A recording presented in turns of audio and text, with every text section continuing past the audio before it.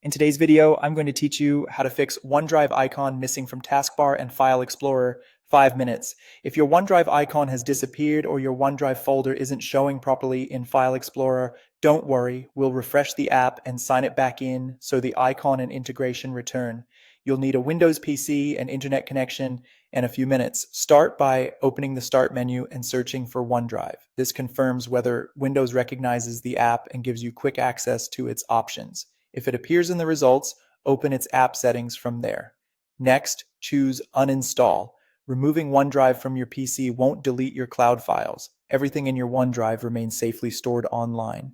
Uninstalling simply clears any corrupted or outdated local components that might be hiding the icon or breaking the File Explorer integration. Once it's uninstalled, install OneDrive again. Grab the latest version from Microsoft and complete the setup. A fresh install replaces missing files and restores the services that show the cloud icon in your taskbar and the OneDrive shortcut in File Explorer. When the installation finishes, look for the OneDrive icon on your taskbar. It usually sits in the system tray area near the clock. If you don't see it immediately, click the small arrow to reveal hidden icons, then click the OneDrive Cloud to open its menu. From there, click Settings. Depending on your version, this may be under a Help and Settings menu or a gear icon. Opening Settings lets you confirm that OneDrive is running properly and ready to sign in.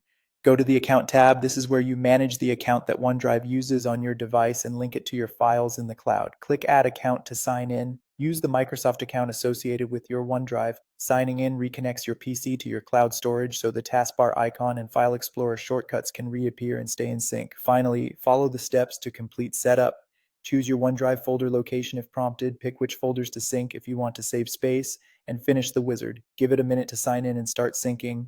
You should see the cloud icon become active in the taskbar, and the OneDrive folder should reappear in File Explorer with status badges on your files.